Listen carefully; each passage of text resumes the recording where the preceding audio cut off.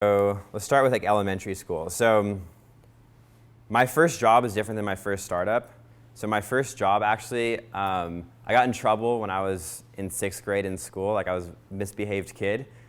And I was going to a private school, and so apparently they could do this at like private school where they put me on janitor duty.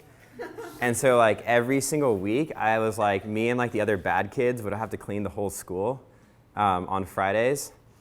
So there was like a crew of all of us. There's like 8 of us, and we actually like turned this like janitor work into like huge contests. So we would have to you first have to sweep the whole gym for the basketball gym, and then you have to like mop it. But there's like ways that you learn how to like do this stuff that you can get super efficient. So then we'd have like these contests of like who could like clean the women's bathrooms the fastest, and like who could clean the like gym the fastest. And so we turned this thing that like most people would probably think is like a super boring, mundane task, and we turned it into like a contest and had a ton of fun. And I think like from there I learned the value of just like working really hard and just like getting really into something and totally focusing on it. And I realized like I don't know, I personally just like I liked that feeling of just like getting in the zone and just like really like getting into something. And I feel like that's like one of the things that like I feel all the time today now when I'm like working on companies and stuff, is like you're kind of so focused on this one thing, and even if it's like if you're working on mundane tasks, the fact is that like you're like so into it that like everything else just kind of goes away. So that was awesome. And then the other thing was like my mom would take us to Taco Bell every Friday after we did it. So like we got this like immediate reward afterwards where we could get some tacos.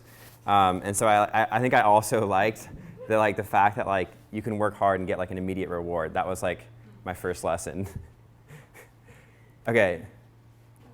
Now my first company, I started this when I was 10. It wasn't a very scalable business, but my parents had a lawnmower, and my neighbors had grass. So I decided to put the two together. And so I basically I printed up like a bunch of flyers, and I just went around the neighborhood and passed them out to everybody, and just basically trying to like build a sales funnel. And I was able to convert 6 users to paying customers. The only problem was that like all my friends on Saturdays, they would be out like swimming in the pool and like eating popsicles, and I would be just like dying. And I lived in Davis, California at the time, and it was like 120 degrees in the summer, so it would just be like super, super hot.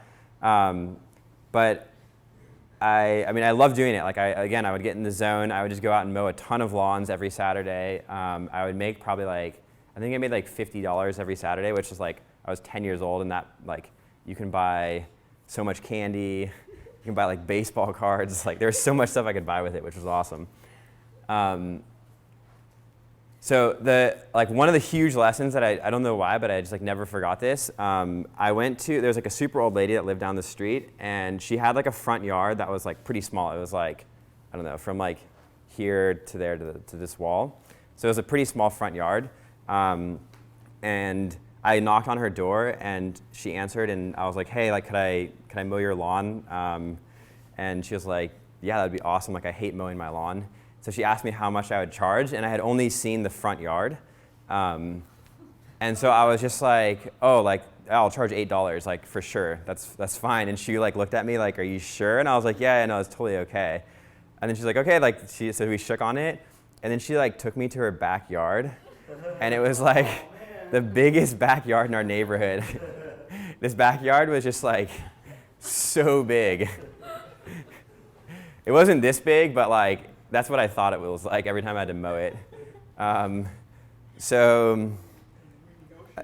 Yeah, but then I don't know, I felt really bad because I hand shook on the $8. And so then I had to go like every single week. I dreaded mowing her lawn, but I did it every week until the summer was over.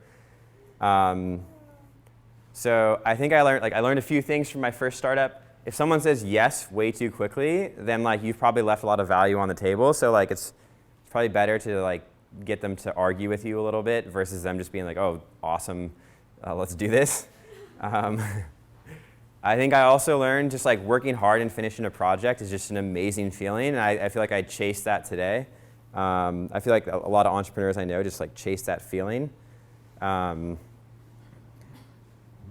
I also think doing things that don't scale help teach me the value of doing things that do scale. So I feel like I have a much greater appreciation for software and all the things that we can do today. That's like, it's much more scalable.